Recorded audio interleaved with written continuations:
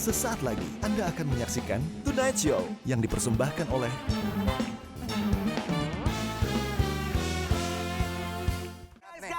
Guys. Lihat. Ada Tonight Clinic, guys. Ayo, siapa dokternya? Biasa kan dokter Boyke. Cuman udah diambil malam-malam kan? Iya. Nah, Sekarang katanya dokter Haikal. Ayo siapa ya dokternya nanti aduh, ya? itu kan tahu barusan lo. Kalian bisa langsung cek akun sosial media kita @tunaiso_net dan kalian juga bisa ikut mengirimkan pertanyaan-pertanyaan. Langsung kita mulai dah. Tonight Show.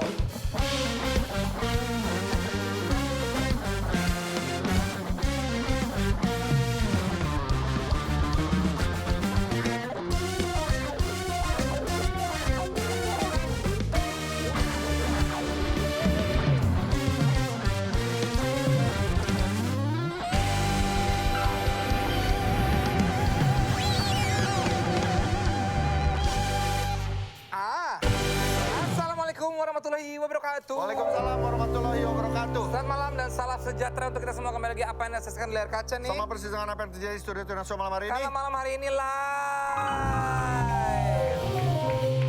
Oke, baiklah. Tetap selalu patuhi protokol kesehatan ya. 3M, menjauhi kerumunan. Mencuci tangan. Menjaga jarak. Dan memakai masker. 4 dong. Oh iya, tadi kan sama itu. Oh iya, jaga jarak ya. By the way, kita kan lagi sering ngundangin anak-anak stand up nih, komika-komika. Karena mereka emang kocak ya. Lucu sekali dan malam hari ini ada lagi yang kita undang. Viko!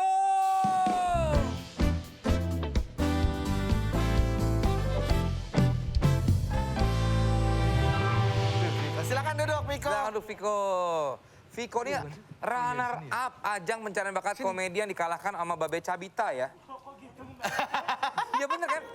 Babe Cabita waktu itu juara pertama. Iya, Lo juara kedua? juara kedua. Oh, tahun berapa tuh, Vik? 2013 waktu itu. Oh. Gimana pada akhirnya lo memutuskan bahwa stand up komedi adalah jalur hidup gua? Pada saat kapan, begitu di kompetisi itu atau sebelum itu? Itu kan iseng aja ya, lulus SMA, nggak ngapa-ngapain, kuliah belum mulai, latihan aja, lucu.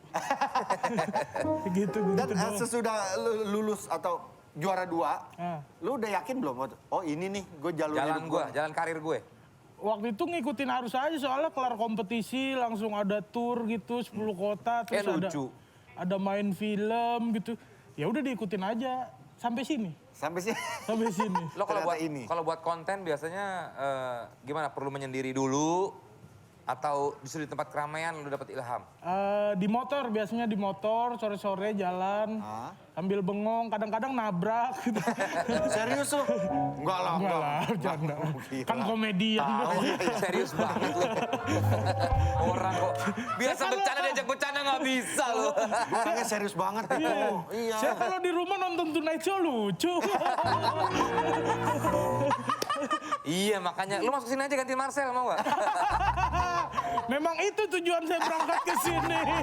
Tapi lo materi yang biasa, kalau Marcel kan biasa kemiskinan. Kalau Viko materi yang diangkat biasanya apa? Personal lo tuh apa? Absurd waktu itu, terus beropini, kondisi sosial, pengalaman gitu-gitu sih. Gue pengen tanya, banyak kan komika kan bilang bahwa materinya itu seputar keresahan. Berapa persen sih? Kan pasti ada yang dibikin-bikin juga kan, nggak Iya, semuanya iya. real yang apa yang lo alami, Iya. apa yang lo rasakan gitu. Biasanya berapa persen? Atau ada, lo 50% minimal harus ada keresahan lo. Kalau saya pribadi 70% mungkin ya pakai, karena kan saya ceritanya pengalaman, maksudnya diselingkuhin, Waduh. terus pengalaman saya kalau sholat susah gitu-gitu. Nih di Instagram, Viko juga sering bikin konten komodo ya. Komedi? Iya komedi. Kita seperti apa ini dia? Hujan dan jalanan bagi para pengendara motor tuh kayak medan perang. Kalau pelan-pelan gua kedinginan, kalau kenceng gua serasa dihujani anak panah. Udah gitu kan kadang kalau hujannya turun gua memilih untuk neduh, pas hujannya berhenti baru jalan lagi. Dicipratin sama mobil yang lagi ngebut. Bitch, I got it out the muscle. You wanna fight on tussle? I'm talking about. Sedap. Wah, apa tadi tuh? Ceritanya joget cowok-cowok seksi. Oh, gitu. Ceritanya. Iya, iya, Tapi iya. pasti pernah ya semua komedian, komika itu ya pelawak lah ya. momen-momen gak lucu? Berasa nggak lucu? Sering, Pak. Sering. Pernah nggak lo di pentas atau di kerumunan banyak orang gitu, nggak ada yang ketawa gitu? Sering, Pak. Serius tuh? Iya, iya. Enggak, maksudnya kalau lu kan wujud lo aja tuh kayaknya udah menyenangkan gitu. Kocak. Udah. Nah, tadinya saya percaya itu. Terus katanya, lu mah diem aja lucu gitu. Pernah waktu itu saya show, diem aja disambit. Lo kenal Marcel kan tapi kan? Marcel kenal. Dia berarti junior lo ya, beberapa angkatan di bawah ya? Heeh. Menurut lo dia lucu nggak? Jago jilat sih kalau kata saya ya. Nah, salahnya kita kejilat. Tapi kita buktikan aja lah ya. Mungkin ini namanya juga stand up comedy kan biasa ada battle ya kan. Kita panggil Marcel. Iya. Di kalangan stand up comedy sekarang dia julukannya Raja Industri. Kenapa? Ya penguasa industri aja gitu. Kayak ukuran komik paling sukses lah, dia salah satu yang paling sukses. Karena semua acara diambil ya. Iya. Jadi akhirnya bahan Ketuna Show habis juga. Oke, ini kita hadirkan berdua. Ini berdua akrab lumayan ya. Iya Pak, Lumayan. Kita ada juri nih yang akan menilai stand up comedy ya. Jurinya juga bukan sembarang juri, Desta. Ini jurinya apa nih? Ini udah ratu dan juga permaisuri WKWK. Mereka dulunya pernah juara stand up komedian di neraka ya. Serem banget ya, iya. Oke, langsung aja ada Hesti dan Enzi ya. Halo Hesti, Enzi. Hai, sapa-sapa dulu dong. Hai juri. Hai juri. Hai semuanya sehat. Saya mengharapkan untuk komedian-komedian stand up kali ini lebih membuat tawa Angel lebih membahana ya. Nah, Iya, saya harap. Pokoknya mudah-mudahan ya. kalau emang lucu pasti ketawa. Ketawa itu akan keluar dengan sendirinya gitu. Wah, kok kalian so tahu banget ya? Tapi ini kita mau battle atau mau roasting-roastingan atau gue agak nggak paham nih kalau battle tuh gimana? Roasting ya? Battle roasting aja Battle gitu. roasting. Nah, Oke, ini gas. Silakan Viko dulu, Viko. Gubak kubu. Habisin, Viko. Semangat Bang. 5, 4, 3, 2, 1. Dimulai dari siapa? Majuan. Dari Viko. Viko. Dari Viko dulu. Viko udah berdiri. Lu jangan soalnya. dari gue maju dikit. Viko juga juri dong. Tapi saya mau nanya kita ngejurinya bagian mana ya? Iya gimana sih Pak? Nanti. Udah diem dulu aja ya. Oke. Silakan, Viko. Semangat Bang. Siap. Respect. Saya cerita dulu kali ya dikit ya. Jadi si Marcel ini dulu junior saya di stand up. Sekarang dia sukses banget ya. Saya dibilang iri sih enggak ya, dengki doang dikit. Enggak lah, tapi kan waktu Marcel masih berjuangnya, waktu karirnya masih terseok-seok, waktu dia masih merangkak di dunia entertainment itu kan dia saya rangkul. Karena saya nggak tahu ternyata dia bakal sukses. Kalau saya tahu dia bakal lebih sukses dari saya, tetap saya rangkul sih. Tapi abis itu saya piting. Saya smackdown, saya jegal karirnya dari awal. Coba. Saya mulai ya Pak. Gasel. Gas. Sebelumnya Bang Viko, Wais. selamat datang di rumah gua. Marcel, maaf. Lo itu cuma ngontrak. Bentar lagi juga diusir. Oke Bang. Ya, Saya kira udah rumah ini. Belum ya? Belum. Oke. Bang Viko. Selamat datang di kontrakan gua. Turun ya. Buat yang belum tahu ya, Bang Viko ini emang jarang syuting gitu. Jadi mungkin lu lupa Bang, kayak ini gua kasih tahu ini namanya kamera Bang. Kamera, nah ini lighting nih. Nah kalau ini contoh senior yang gagal.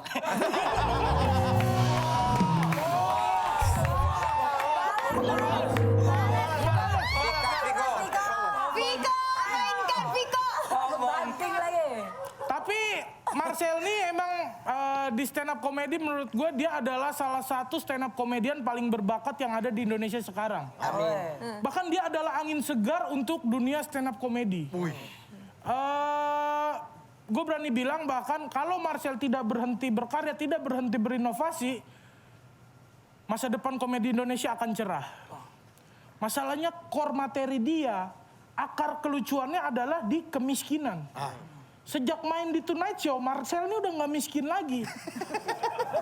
Ngerinya kan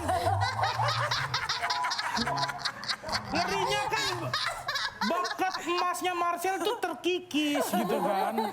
Jadi mending Sel, lu bilang baik-baik ke Pak Vincent, ke tim produser, Pak, saya sebenarnya seneng main di sini, cuman CLBK ganti Viko aja gimana Pak? Gua nggak apa-apa gua. Buat temen gue rela berkorban, biarin gue yang kaya, biarin. Udah lu abis ini bilang, gak apa-apa hitung-hitung kena tipu. Kasih Marcel, Marcel bisa. CLBK. Gimana Bang ya? Maksudnya ya nggak apa-apa lu di sini, nggak apa-apa lu CLBK, nggak masalah menurut gua Bang. Tapi mohon maaf lu bisa apa enggak gitu? Maaf banget gini Bang. Ya kan orang lu jarang aja, orang talent aja nggak tahu lu siapa. Jangankan lu stand up ya. Viko siapa Viko nih?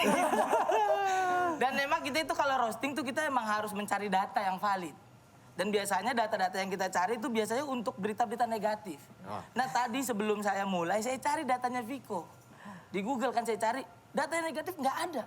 Respect banget tuh Bang Viko. Tapi positifnya juga nggak ada gitu. Kayaknya emang lu nggak terkenal aja deh Bang. Nggak ada data.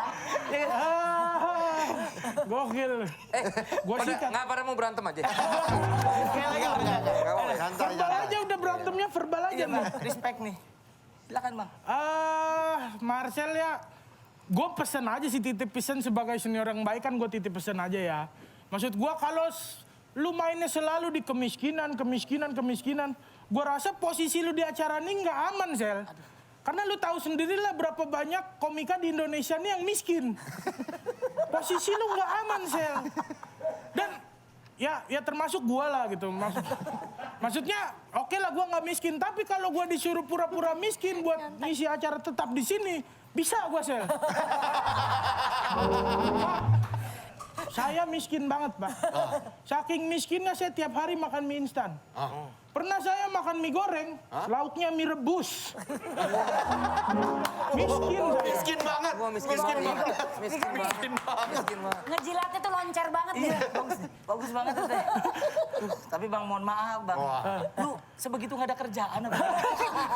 Kayak lu rela banget gitu kita diadu sama entertainment gitu. Biasanya kita kan saudara gitu Bang. Kayak aduh ya ampun lu dapat rezeki percuma Bang kalau nutup rezeki orang lain gitu. Maksud gua perkara lu makan mie goreng, lauknya mie rebus, itu mah bukan miskin, jatuhnya rakus. Rakus Bang, rakus. Makanya saran gua Bang, kurang-kurangin lu makan sekali dua kalau mie. Ya, karena kenapa? Karena ya udah kerjaan lu jarang, gua takutnya lu usus buntu gitu. Bang Viko, kalau BPJS Bang Viko nunggak, gue siap bayarin Bang.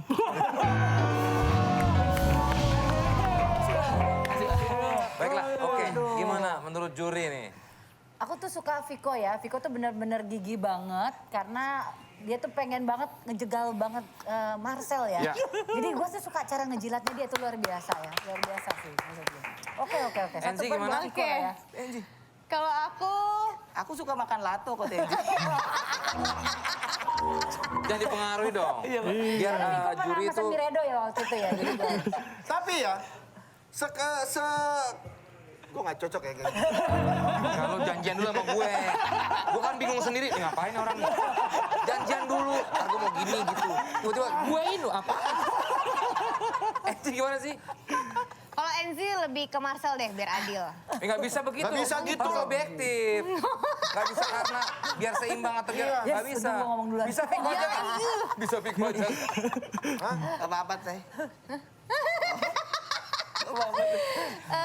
Iya, aku kali ini lebih ke Viko lagi. Tapi emang sistemnya beda. Kalau Viko Nah, lebih ngejegal, aku bisa. Marcel lebih ke sadis dia. Iya. karena menurut aku tadi sedih ya Sel. Aduh aku nggak tega deh Kak. Nggak apa-apa. Ini kan konsekuensi. Nggak sebenarnya kan aku nggak ngerti. Kenapa jadi sedih gini? Ih, jangan gitu dong ah. Marcel, Beneran. Iya Pak. mohon maaf sekali Anda harus meninggalkan lantai Tonight Show ini. Enggak lah. Silakan. Jangan. Terima kasih Pak. Viko juga silakan mengeluarkan. Kita mau segmen selanjutnya. Karena kalian itu selucu-lucunya masih kalah nih pakar komedi Indonesia.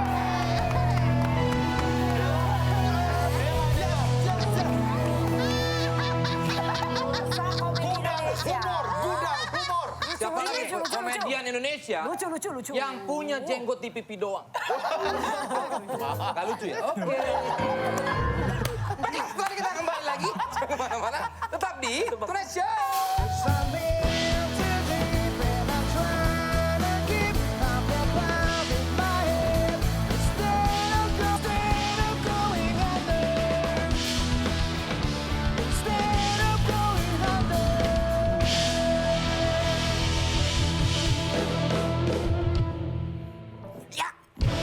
Kita ingatkan kembali untuk Tonight Lovers selalu menjaga kesehatan. Hindari kerumunan dan selalu menggunakan masker ya. Mari bersama-sama kita putus rantai penyebaran COVID-19 ini. Dan di beberapa hari ini gue baca berita ya di sosial media. Katanya di Prancis nanti di Januari mereka udah akan memvaksin. Di Indonesia pun juga sebentar lagi ada vaksin untuk COVID-19. Katanya. Iya. Tapi kan masih rancu nih. Karena banyak yang beredar di luar sana tuh kayak aman nggak ya vaksin itu ya? Nah, kita akan membahas fakta-fakta dan mitos-mitos seputar vaksin. Biar nggak menduga-duga, kita langsung ngobrol langsung. Nih, Dokter DRA L. Rizka Andalusia M. Parm APT. Selaku Direktur Registrasi Obat Badan POM tentang mitos dan fakta tentang vaksin ini. Ini dia Ibu Rizka.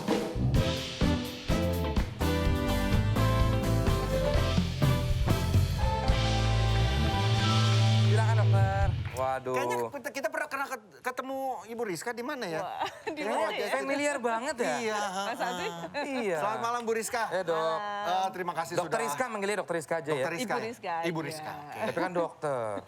Kita mau nanya-nanya soal fakta, mitos, vaksin COVID yang insya Allah semoga benar adanya sebentar lagi akan bisa langsung diproduksi dan juga diaplikasikan ke Indonesia. Sebetulnya dok, hubungan suami istri itu kalau belum. Itu seksolog nanti sama dokter Haikal. Beda, maaf, Bu Rizka, maaf. Ini ngomongin vaksin ya Bu ya? Iya. Maaf. Vaksin. Mitos vaksin yang katanya banyak yang bilang mengerikan tentang vaksin. Sebetulnya gimana? Vaksin itu aman atau enggak sih? Mengandung zat berbahaya. Nah, Wah, untuk COVID-19 ya? untuk Khususnya, COVID-19 ya. Sebetulnya vaksin ya untuk keseluruhannya nih.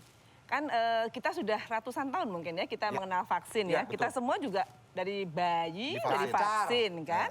Ya, sebetulnya sama saja COVID-19 dan vaksin-vaksin yang lain itu pengembangannya itu hampir sama ya. Jadi artinya tentunya harus aman. Pertama aman dulu. Ya. COVID-19 juga begitu ya, vaksin COVID-19 ini dalam proses pengembangannya harus dipastikan dulu aman. Aman. Ya. Nah, dari mana kita tahu aman? Ya. Nah, dari proses yang namanya uji klinik. Uji Ini kan klinis. rame nih ya, Ya, belakangan ini ya. Ada uji klinik, ada yang di Bandung. Pernah dengar nggak Ya, uji klinik benar. yang di Saya Bandung? sempat daftar Oke. itu, Dok. Oh iya, Sempat tapi nggak daftar, boleh ya. ya, nggak diterima. Cuma karena di Jawa Barat kan, di Bandung ya. Iya, memang. Nah itu untuk apa? Untuk memastikan dulu bahwa vaksin itu aman. Iya. Nah makanya dilakukan uji klinik. Uji klinik pun juga nggak serta-merta langsung jumlahnya besar orangnya. Ada yang namanya uji klinik fase 1. Nah itu adalah jumlahnya kecil. Mungkin sekitar 50 sampai 100 orang, nggak sampai 100 lah, 50 orang. Untuk lihat dulu aman nggak dulu gitu ya. Oke. Tapi sebelum masuk ke uji klinik pada manusia, juga sudah harus Hewan. dipastikan aman pada hewan. Ya, Pinter ya. ya. Besok jadi itu aja ya. Ya, aku emang rencana mau apoteker ahli ya, jadi vaksin, Dok. pengembang vaksin ya. Terus dok? Iya, dipastikan dulu aman di hewan, baru boleh masuk uji klinik. Fase 1, ya itu yang jumlahnya sedikit, kemudian fase 2, jumlahnya lebih banyak lagi. Ya. Nah, sekitar 500 sampai Ya. 1000 ya. Nah, sekarang ini yang sedang berlangsung di Bandung maupun di beberapa negara, kalau dengar ya belakangan ini, itu sudah fase 3. Ya. Oke. Nah, itu sudah relatif aman. Oh. Hanya kita menunggu khasiatnya nih. Oh. Efektivitas. Ya, Ya, ya, oke, efektivitas Ya, dia. kan banyak nih Dok ya, Rusia, ada China Prancis, juga, Prancis, Inggris. Inggris, Amerika bikin semua ada Ya. Sinovac atau apalah. Kira-kira di Indonesia nanti apakah kita akan memproduksi sendiri atau yang rencana belum tahu ya? Oke, ya. Untuk pertama kita akan mengimpor dulu, ya. Karena pertama Cina dan beberapa negara itu sudah lebih dahulu ya terdampak COVID-19 dan mereka sudah mengembangkan lebih dahulu. Tetapi ke depan nanti kita akan transfer teknologi namanya. Jadi kita akan memproduksi di Indonesia. Selain juga kita juga akan mengembangkan nih yang vaksin dalam negeri nih. Vaksin merah putih pernah dengar ya? Iya, benar. Oke, itu. Tapi ini sebetulnya gimana? Badan POM sendiri mengawasi perkembangan vaksin ini, Bu, biar tetap aman, efektif, dan berkualitas. Soalnya kan kalau dulu kan bikin vaksin kan jaraknya lama sekali ya, Bu ya? Bertahun-tahun. Nah ini kan berarti dikebut. Nah ini biar aman, efektif, dan berkualitas itu gimana, Bu? Nggak nyampe setahun. Iya, meskipun dikebut, tapi 3 tadi ya, aman, efektif, dan bermutu itu harus tetap menjadi syarat utama. Ya. Jadi kenapa kok bisa cepat? Karena kita mengerahkan semua resources ya untuk melakukan pengembangan vaksin ini. Semua negara nih kita berlomba-lomba atau bergotong royong lah ya. Kemudian juga kita melakukan beberapa kegiatan yang namanya paralel ya. Biasanya kalau pengembangan yang lama itu uji klinik fase 1 selesai dulu, baru nanti fase 2, kemudian lama gitu ya. Nah, ini kita bisa bersama-sama terus paralel. Ya, selain itu juga kita mengambil teknologi-teknologi yang pernah ada, tinggal diganti saja virusnya. Gitu. Jadi kita harapkan lebih cepat nanti. Nah itu, apa sebaiknya disegerakan aja nggak sih Bu? Karena makin tinggi nih Bu ya. Apa memang jangan terburu-buru atau gimana sebetulnya Bu? Ya, karena makin tinggi kasus dan kita tentunya berharap vaksin ini segera ada. Tetapi yang tadi ya, kita harus punya standar. Standar yang memastikan dia aman, ya, kemudian dia berkhasiat, dia bisa melindungi kita manakala kita terserang virus, kita nggak sakit gitu ya. Nah itu harus dibuktikan dari uji klinik itu. Nah soalnya kan juga banyak yang mungkin takut dengan efek metal zone-nya ya. Bukan, efek metal zone gitar. Dengan samping. Efek sampingnya. Nah itu gimana Bu? Ada efek sampingnya nggak Bu? Metal zone. Vaksin. Efek samping ya, efek samping itu pada beberapa vaksin ataupun obat ya, itu adalah suatu hal yang normal terjadi. Meskipun kita tidak mengharapkan efek samping yang berat ya, efek samping yang ringan itu ada. Kalau vaksin itu kan biasanya efek sampingnya apa? Demam gitu ya. Demam, lemes, ngantuk gitu. Nah itulah yang kita amati sekarang nih dalam uji klinik ini. Kita amati jangan sampai ada efek samping serius yang namanya ya, yang berbahaya, yang berakibat fatal gitu. Kalau berakibat fatal pasti udah dihentikan tuh, nggak boleh dilanjutkan. Ingat yang kemarin ada berita-berita berhasil dihentikan, kemudian dievaluasi dulu. Apakah kejadian itu terkait dengan vaksinnya? Tapi ternyata enggak ya. Kemudian dilanjutkan lagi. Itulah tujuannya untuk mencegah supaya enggak ada efek samping. Bu Rizka kan tadi bilang udah fase 3 Bu ya? Nah uji klinis sudah selesai Bu berarti? Fase berapa Bu sampai kita Bu? Fase 3. Oh, fase terakhir 3 itu ya ini kita tinggal menunggu hasil dari fase 3. So far gimana Bu dari selama yang sudah berjalan ini uji klinis 3, baik nggak hasilnya? Baik, untuk keamanannya, tapi kalau untuk efektivitasnya kita sedang menguji di laboratorium. Ya, kemampuan dia untuk membunuh virusnya tersebut. Tapi kalau dari keamanannya, kita Badan POM selalu memonitor ya, memonitor, mengawasi pelaksanaan uji klinik tersebut. Sampai saat ini yang di Bandung so far nggak ada efek samping yang serius. Rata-rata udah di atas 90% Bu ya tingkat keberhasilannya katanya.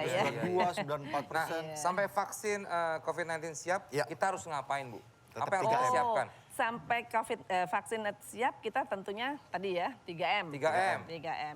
Meskipun nanti vaksin COVID itu sudah ada, 3M itu tetap harus dijalankan. Bener juga Bu, soalnya sekarang jarang loh gue sakit flu atau apa orang-orang yang jadi lebih bersih. Rajin minum vitamin juga. Rajin minum vitamin, rajin cuci tangan, ada baiknya Tapi juga. sudah ada bayangan loh Bu, rencana jadi pemerintah kapan sih? Penasaran Bu, penasaran. Bener sih Pasti Bu, penasaran. karena semua juga pasti menunggu ini ya. Gitu. Karena dari pemerintah ada yang bilang Desember, ada yang bilang Januari, kemarin juga sempat malah akhir November bilang gitu. Karena sebetulnya gimana Bu kondisinya? Iya, kita sedang menunggu ya, sedang persiapan ini ya. Kita tadi seperti yang kita sampaikan, kita juga berharap nanti akan segera kira-kira ya di akhir Desember ini uji klinik fase 3 ini akan mulai mendapatkan data-data. Nah, nanti mungkin sekitar awal Januari sampai ya bulan Januari lah kita bisa mendapatkan hasil analisis data itu. Kalau kita nyatakan aman dan berkhasiat, Ya. siap Gas, disuntik. gas, gas. Party lagi kita tahun depan. Iya maksudnya kan pesta-pesta Ya, lagi ya. bisa. Oke, terima kasih Ibu Rizka selaku Direktur Registrasi Obat Badan POM sudah berbagi fakta tentang vaksin bersama kita. Terima kasih Bu. Terima ya, kasih sehat-sehat Bu Rizka. selalu, Bu. Ya. Ya. Setelah kita kembali lagi jangan kemana-mana, tetap di Tonight Show. Coming up next, Tonight Clinic.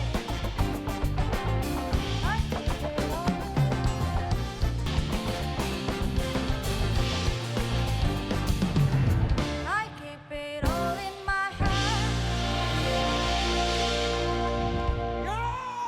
Ini ditunggu-tunggu, kita masuk ke Tonight Clinic. Malam ini bersama Dr. Haikal Ansari, seorang seksologis. Hai dokter, waduh. Semangat banget ini dok. Wih, Udah lama. Udah nafsu ya? mukanya bersih banget ya. Oh, Mulus banget. cuci mukanya pakai apa dok? Terima kasih dokter udah datang ke Tonight Sebentar. Show. Baik, Tapi untuk sama-sama. melengkapi malam ini, kita datangkan juga seorang presenter muda yang juga, dia kayaknya membuat konten juga sama Dr. Haikal ya? Betul. Wah, langsung aja nih dia, Intan Saumadina.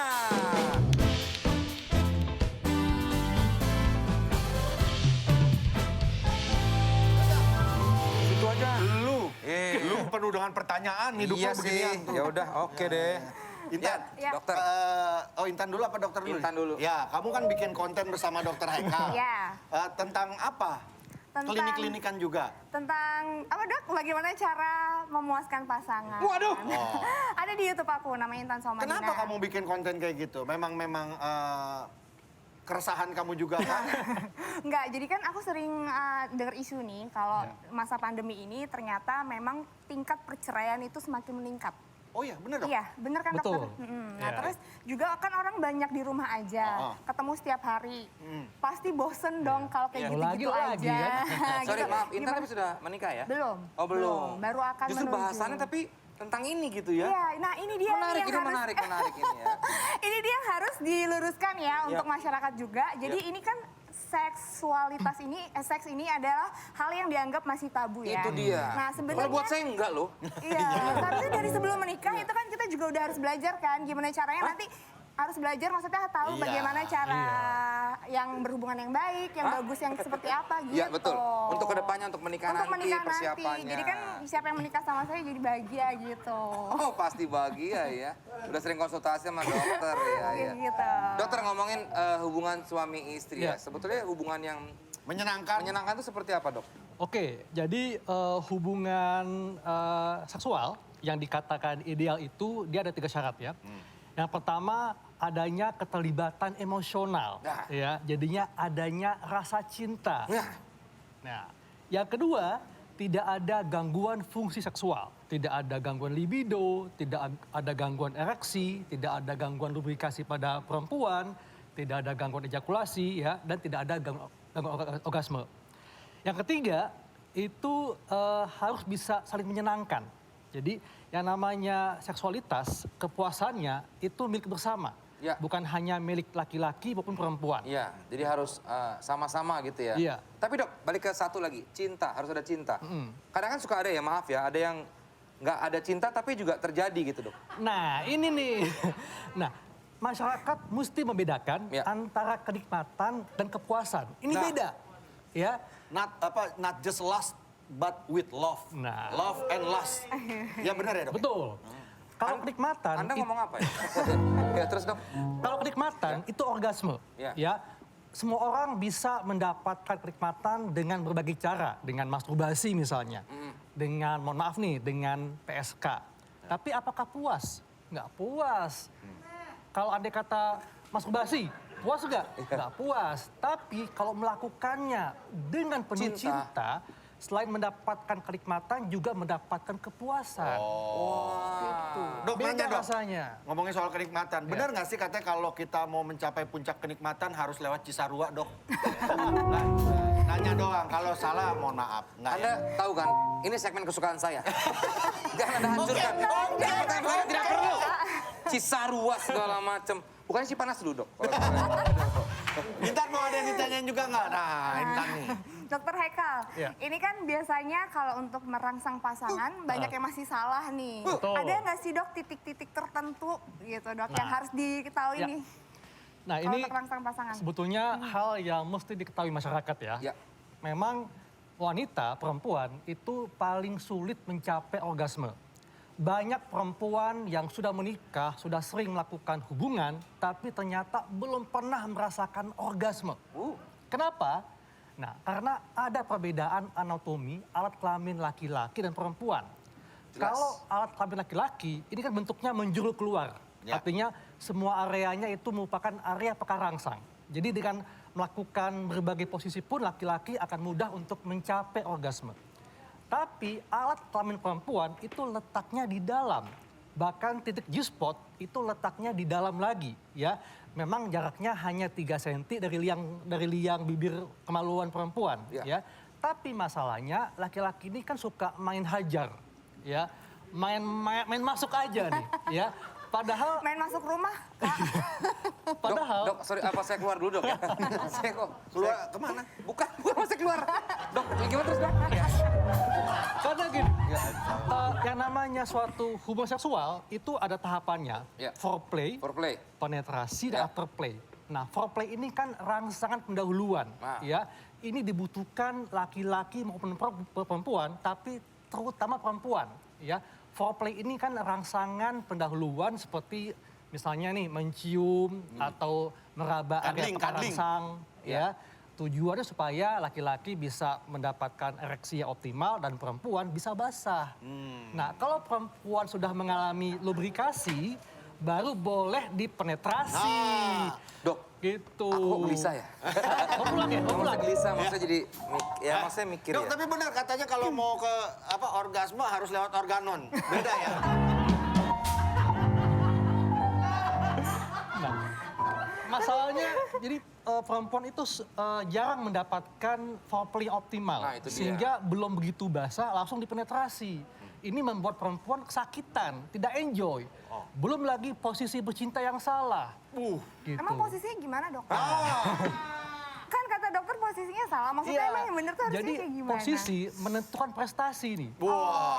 Sebetulnya saya pengen nunjukin tapi kok kayaknya nggak enak ya dok ya. Nggak maksudnya nunjukin apa, gimana dok? Terus dok ya. Nah, karena alat kelamin perempuan itu bentuknya di dalam ya, di dalam. Jadi makanya posisi ini menentukan ya. Jadi kalau posisinya bisa merangsang atau menstimulasi G-spot perempuan dengan optimal, maka perempuan akan lebih mudah untuk mencapai orgasme.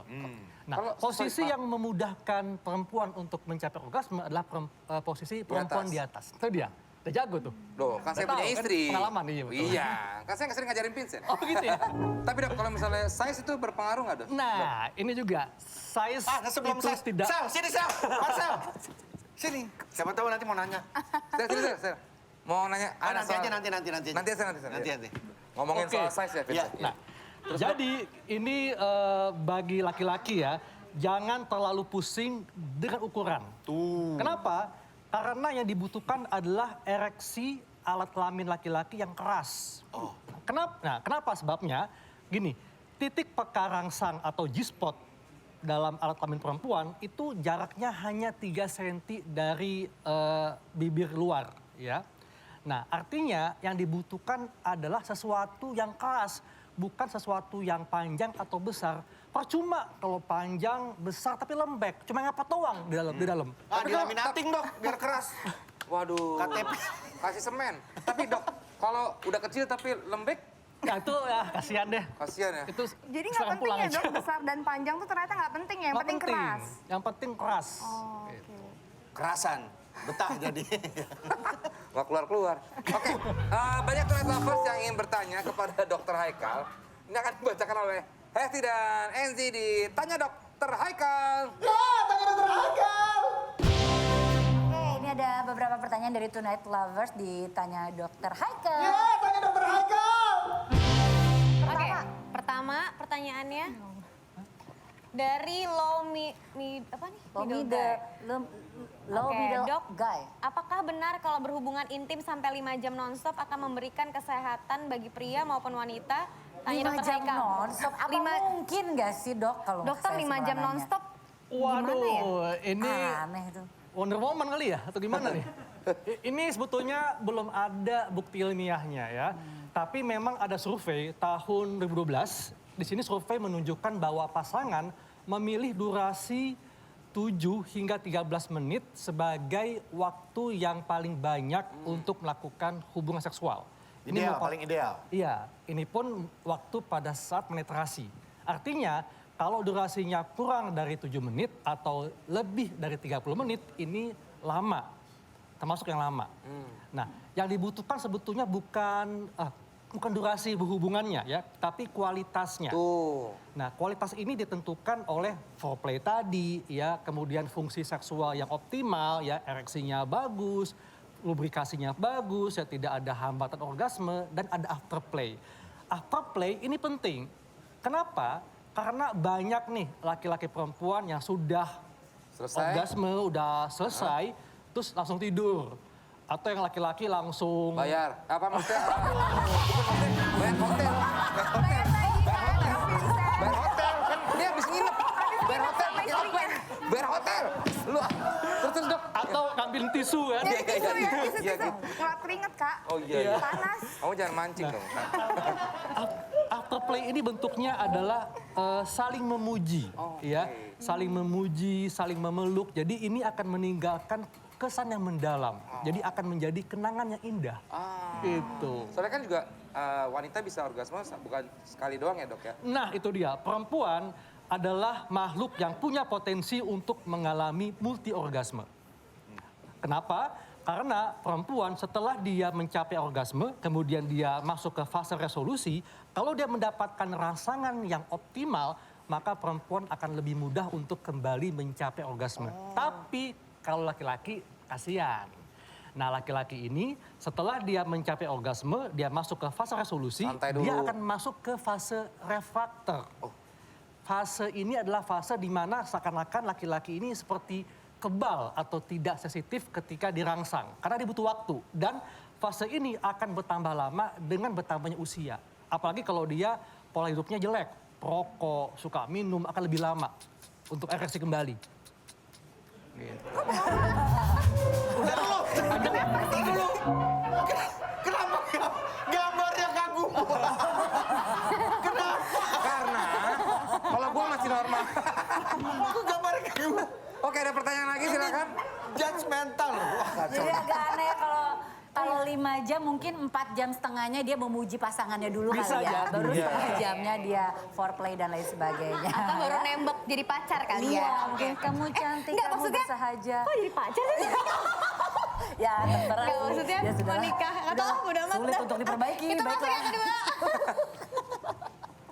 Dari Muil Underscore, dok menurut medis bagaimana bisa terjadinya mimpi basah bagi pria? Apakah wajar jika berulang atau berturut-turut?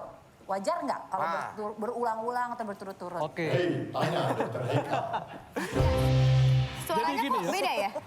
Beda ya suaranya? Kan pematangan sperma ini memakan waktu 3-5 hari ya.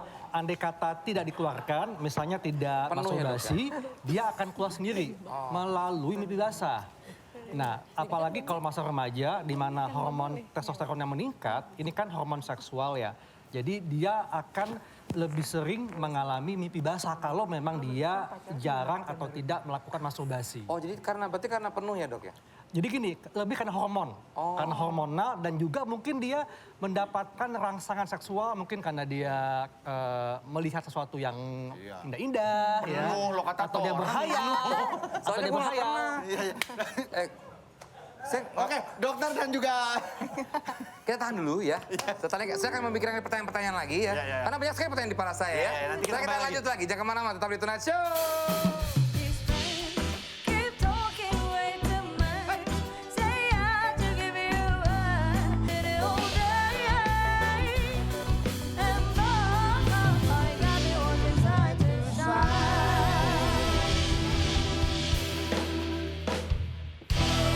Ayo gantung ya, nanti lanjut ya. Sebelum kita ngobrol lagi sama tamu kita dan juga dokter Haikal, kita ada kabar gembira guys buat kalian semua. Yes. Apa itu Desta? Gue kasih tahu ya. Pada suka ikut giveaway hadiah-hadiah gitu kan? Suka. Nah, XL ada bagi-bagi giveaway di Ekstra Bisa ya. Kejutan nih ya, Ekstra Bisa kejutan nih Vincent. Iya. Nah, acaranya setiap hari Kamis jam 5 sore live di Instagram @myxl ya. Ya. Tadi sore udah mulai tuh, udah banyak banget yang dapat hadiah Ya, ya. dan buat kalian yang belum sempat ikutan, jangan sedih, jangan berkecil hati. Kalian bisa dapetin kejutan-kejutan lainnya. Hadiah-hadiah lainnya dengan total hadiah ratusan juta rupiah. Ya. Karena masih banyak kejutan buat dibagiin ke netizen-netizen Indonesia di Excel. Ekstra bisa kejutan spesial. Kapan tuh Vincent? Ekstra bisa kejutan Excel selanjutnya. Hostnya siapa? Mau tahu kapan? Makanya follow dan pantau terus Instagram, Facebook, dan juga YouTube channelnya MyXL. Atau ikutin hashtag Ekstra Bisa di sosial media kamu. Hostnya nanti akan ada kita berdua hari Sabtu ya. Siapa hostnya Vincent? Kita berdua. Oh iya, oke. Dan juga ada Danang Darto ya, pokoknya dijamin seru. Gas, gas, gas. Sekali lagi jangan lupa follow sosial media Excel untuk jadwal Excel Ekstra Bisa kejutan selanjutnya. Nah, ngobrol lagi yuk, Dokter Haikal yuk. Aduh, udah ada Marcel nih. Paling dekat kenapa paling banyak mau nanya? Ini Marcel nih, kayaknya banyak masalah ya. Tapi dia belum menikah ya. Mungkin ada yang mau lo tanya Marcel. Ya gini dok, ini kan kita belum nikah nih. Betul. Sebenarnya apa sih yang kita siapin sebagai laki-laki gitu loh? Kalau pengen nikah gitu. Yang siapin? Iya. Uang. Iya selain itu. Itu kan kita tahu. Mahar. Iya mahar juga. Ya, tentunya ini untuk malam pertama ya. Nah, ini seru nih. Siapkan stamina, ya, mental juga. Itu penting. Dan juga pengetahuan tentang bagaimana melakukan hubungan seksual. Ya, penting sekali untuk semua laki-laki maupun perempuan tahu tahapan-tahapan ketika melakukan hubungan. Foreplay itu apa, kemudian bagaimana penetrasi, bagaimana posisi bercinta yang tepat yang bisa membuat perempuan lebih mudah mencapai orgasme, dan afterplay. Itu penting. Dan ingat ya, jadi ini jangan juga patah semangat. Ya. Semua laki-laki, terutama yang baru pertama kali melakukan hubungan seksual, itu biasanya akan mengalami ejakulasi lebih cepat. Waduh. Ya. Tapi Marcel, ini berarti nanti kalau menikah pertama kali ya? Pertama kali Pak. Iya. Pertama kali sama Iya. istri saya nanti. Oke, oh gitu maksudnya. Oh gitu, iya. Tapi pertanyaan yang tadi lagi iklan beda sama pertanyaan inisial ya. Di iklan ada Pak. Tapi Ya. sebelum akan Dokter Haikal lagi, saya mau nanya juga sama Intan. Tan, berarti konten-konten YouTube lo seputar seks semua atau ada konten-konten Ya, lain? jadi kalau konten YouTube Intan tuh macam-macam ya. Ada yang penting intinya sebenarnya kesehatan dan juga olahraga. Oh, jadi ada ada olahraganya, tentang seks sama Dokter Haikal. Ya. Ada juga tentang kulit anti aging. Oh, Terus oke. ada juga tentang olahraga. Aku lagi bikin untuk bola dan juga aku lagi mau ngadain challenge buat nurunin berat badan dan bikin six pack 2 bulan. Mungkin Kak Desta sama Kak Vincent kalau mau ikut seru challenge nih. Kita udah di YouTube insaf aku. gitu-gituan. Ya langsung aja di Intan sama Madina ya. Oh. Boleh kan promo kan? Boleh, Intan boleh sama dong. Madina Boleh, cari boleh, aja boleh, searching boleh. di Nah, YouTube. kita mau nanya lagi apa sama Dokter Haikal Dokter nih? Haikal, kita pernah bahas nih sebenarnya sama Dokter Haikal, Ya. tapi kayak penting banget nih Kak Desta, Kak Vincent dan juga Marcel tahu. Sebenarnya tuh lebih baik sebentar tapi nikmat, apa lama tapi sakit. Pas tuh. Waduh. Kenapa, Sel? Pas Pak. Karena belum pernah saya. Iya. Gimana dok? Dok. Sebetulnya ya durasi ini memang akan berbeda pada tiap orang ya, tergantung stamina dan juga daya tahan dan kualitasnya juga ya. Tapi memang yang mesti ditekankan adalah yang namanya hubungan seksual itu harus sama-sama menyenangkan, bukan kesakitan ya. Nah, ini penting bagi semua ibu-ibu yang punya anak gadis yang mau menikah, jangan pernah bilang bahwa malam pertama itu sakit. Kalau sakit, ada yang salah dengan hubungan seksualnya. Emang nggak sakit dok jadi? Nggak sakit mestinya. Ya, kenapa sakit? Karena si perempuan belum basah, main masuk aja. Sel basah dulu Sel. Dan ingat ya, dalam Islam medis itu tidak ada istilahnya darah perawan. Itu nggak ada. Oh Ya. nggak ada. Jadi itu bukan parameter keperawanan dok? Karena gini, kalau kita ngomong perawan, ini kan kita membahas gadis yang belum pernah berhubungan seksual. Iya. Ya. Nah, kalau perawan ini kan kita mungkin melihatnya dari selaput darah atau himen ya. Dan ternyata tidak semua perempuan lahir memiliki selaput darah atau himen. Nah, andai kata ada persepsi bahwa malam pertama perempuan harus berdarah, bagaimana dengan perempuan yang memang lahir tidak memiliki selaput darah? Nah biar keras gimana itu dok? Apa? Maksudnya keras usahanya Pak waktu awal pertama. Iya katanya kan kalau misalnya masih belum pernah melakukan itu Iya. kan katanya Canggung gitu. lebih susah dok katanya nembusnya gitu. Iya. Nah, kenapa susah nembusnya? susah nembus itu karena tadi perempuannya itu belum rileks, belum basah. Oh, iya. Gitu. Makanya sangat penting foreplay. Ya, Dok, dan sebelum foreplay ini- dilanjutkan, saya ke Lanjutin. program Oke. setelah kita nih. Saya pengen cut dulu biar ini lanjut terus ya dok, ya gimana? Enggak usah, jangan. Sampai jam 1 aja sekalian. Itu udah keluar soalnya Aduh, tuh. udah habis. Mas ini banyak pertanyaan, Pak, Iya, dok. dokter. Soal ukuran, dok. Ya, Sel ya, biasa Sel ya. Iya, Pak, lanjut Pak. Oke. Tadi kan udah dibilangin ukuran nggak penting. Terima kasih Dr. Haika. Terima kasih Intan. Ya.